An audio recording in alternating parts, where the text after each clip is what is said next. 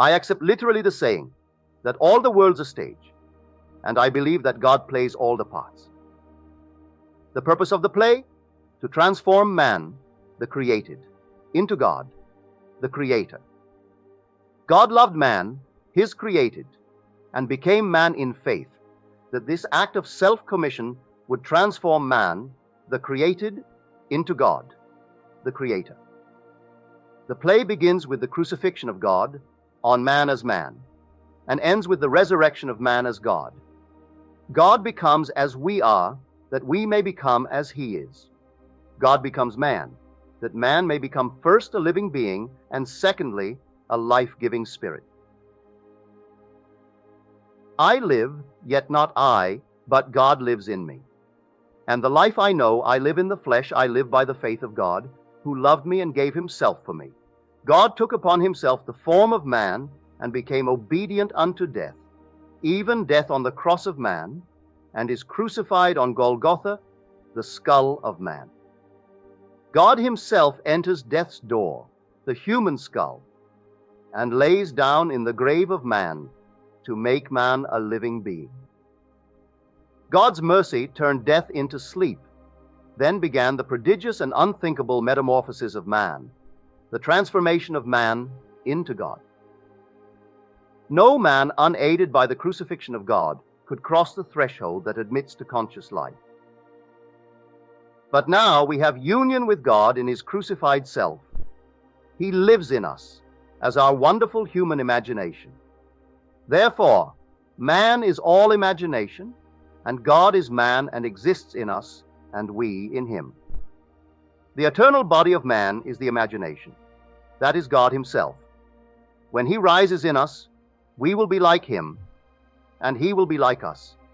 Then all impossibilities will dissolve at the touch of exaltation, which his rising in us will impart to our nature. Here is the secret of the world. God died to give man life and to set man free. For however clearly God is aware of his creation, it does not follow that man, imaginatively created, is aware of God. To work this miracle, God had to die, then rise again as man. And none has ever expressed it so clearly as Blake. Blake says, or rather has Jesus say, "Unless I die, thou canst not live. But if I die, I shall arise again, and thou with me." Wouldest thou love one who never died for thee, or ever die for one who had not died for thee? And if God dieth not for man, and giveth not himself eternally for man, man could not exist. So God died. That is to say, God has freely given himself for man. Deliberately he has become man, and has forgotten that he is God, in the hope that man, thus created, will eventually rise as God.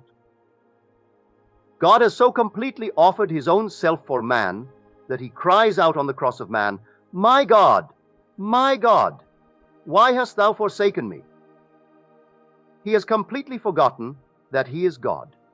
But after God rises in one man, that man will say to his brothers, "Why stand we here trembling around, calling on God for help, and not ourselves in whom God dwells?" This first man that has been raised from the dead is known as Jesus, the first fruits of those who have fallen asleep. For man, God died. Now by a man has come also the resurrection of the dead. Jesus resurrects his dead father by becoming him.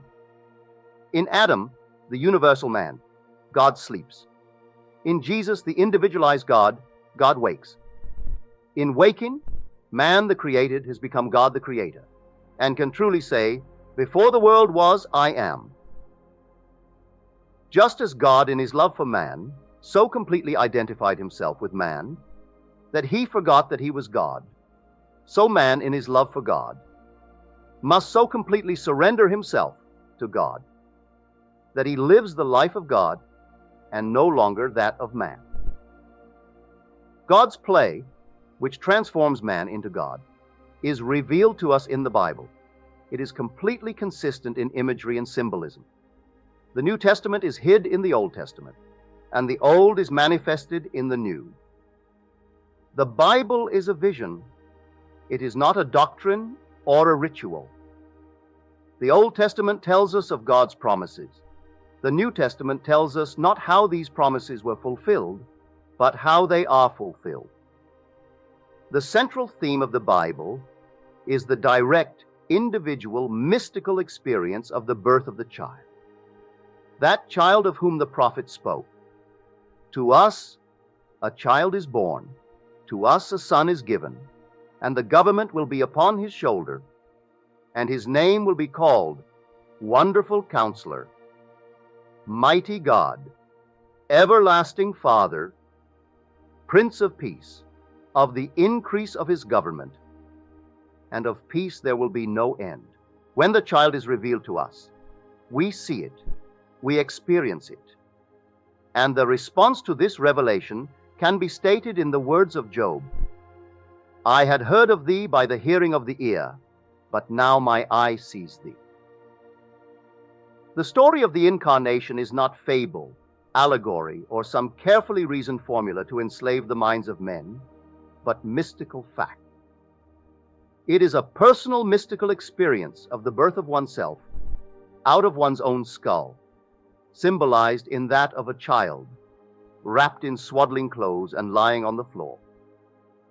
There is a distinction between hearing of this birth of a child from one's own skull, a birth which no scientist or historian could ever possibly explain, and actually experiencing the birth, holding in your own hands and seeing with your own eyes this miraculous child. A child born from above, out of your own skull, a birth contrary to all the laws of nature. The event as it is recorded in the Gospels actually takes place in man. But of that day or that hour when the time will come for the individual to be delivered, no one knows but the Father. Do not marvel that I say to you, you must be born from above. The wind blows where it wills, and you hear the sound of it, but you do not know whence it comes or whither it goes. So it is with everyone who is born of the Spirit. This revelation in the Gospel of John is true. Here is my experience of this birth from above. Like Paul, I did not receive it from man, nor was I taught it, but it came through the actual mystical experience of being born from above. None can speak truly of this mystical birth from above, but the one who has experienced it. I had no idea that this birth from above was literally true. For who before the experience could believe that the child, the wonderful counselor, the mighty God, the everlasting Father, the Prince of Peace, was inwoven in his own skull? Who, before the experience, would understand that his Maker is his husband, and the Lord of hosts is his name? Who would believe that the Creator went in unto his own creation man, and knew it to be himself, and that this entrance into the skull of man, this union of God and man, resulted in the birth of a son out of the skull of man, which birth gave to that man eternal life and union with his Creator forever?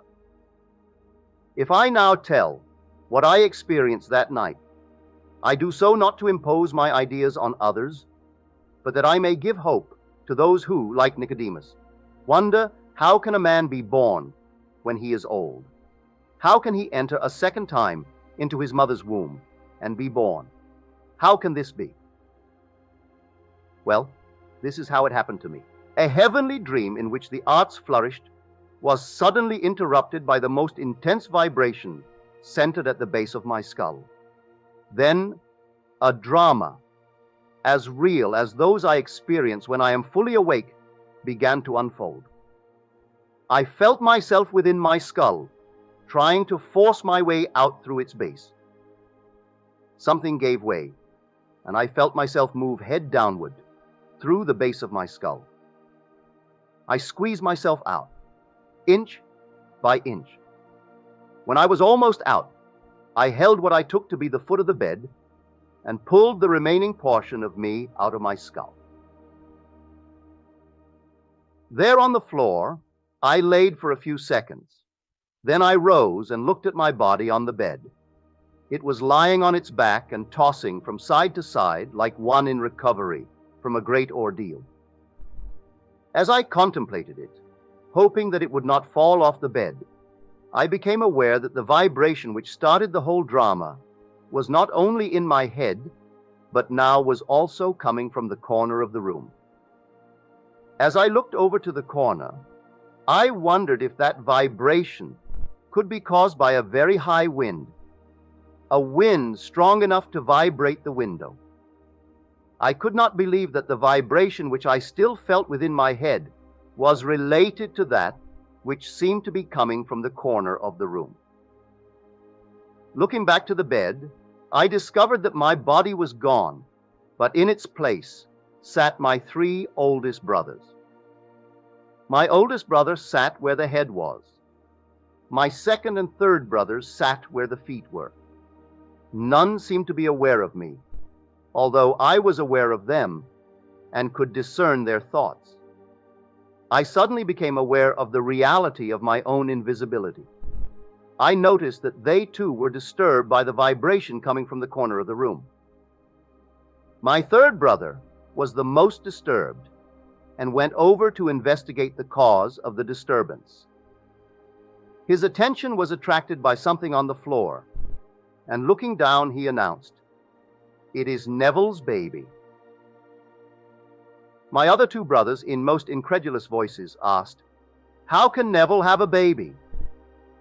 My brother lifted the infant wrapped in swaddling clothes and laid him on the bed. I then, with my invisible hands, lifted the babe and asked him, "How is my sweetheart?" He looked into my eyes and smiled, and I awoke in this world to ponder this greatest of my many mystical experiences.